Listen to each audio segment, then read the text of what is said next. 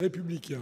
Merci Monsieur le Président. Monsieur le Ministre, je souhaiterais attirer votre attention sur un des aspects de la loi Lamy qu'il convient à mon sens de conforter d'urgence.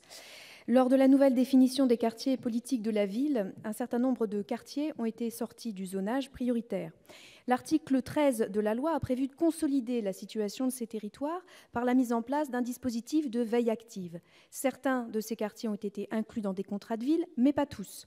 Par ailleurs, certains autres contrats de ville ont identifié de nouveaux quartiers qui n'étaient pas intégrés, mais dont la situation sociale ou économique paraissait suffisamment malheureusement dégradée pour justifier la nécessité d'une veille active, peut-être d'un autre type, afin qu'ils ne deviennent pas de futurs quartiers prioritaires.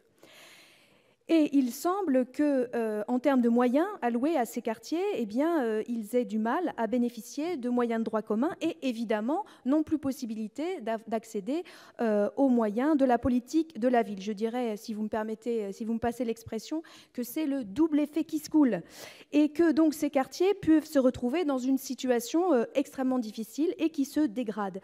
Donc je vous interroge par rapport à la mise en place de manière peut-être plus forte de cette politique de veille active. Que comptez-vous faire pour faire en sorte peut-être que de nouveaux décrochages de ces quartiers aient lieu? Est-ce que peut-être un suivi plus attentif avec des indicateurs sociaux pertinents permettant de mettre en œuvre des aides ciblées ne pourrait pas être mise en œuvre? Car il me semble extrêmement important d'éviter de se retrouver dans quelques années avec des situations dans ces quartiers qui se soient dégradées et qui donc ne provoquent de nouvelles difficultés. Je vous remercie. Merci, Monsieur le Ministre.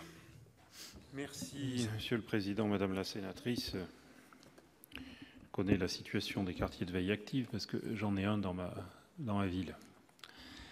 Et je crois que là-dessus, il n'y a pas de changement dans le cadre de la politique du gouvernement par rapport à ce qui a été mis en place par la loi Lamy et ce qui a été fait dans les 2 ou 3 années précédentes.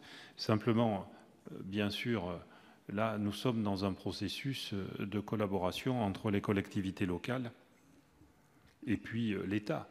Et je pense que s'il y a des difficultés dans des quartiers que vous suivez particulièrement, c'est évidemment en collaboration et en concertation avec les services déconcentrés de l'État qu'il faut agir. Mais en tout cas, il n'y a pas, bien sûr, de volonté de ne pas maintenir un lien et un œil attentif sur ces quartiers de veille actifs. Il y en a qui y sont parce qu'on a considéré sous d'autres ministères précédents qu'il n'avait plus lieu d'être.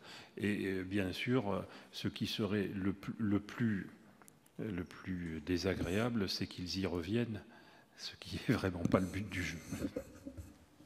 Merci. Il vous reste 11 secondes, chers collègues.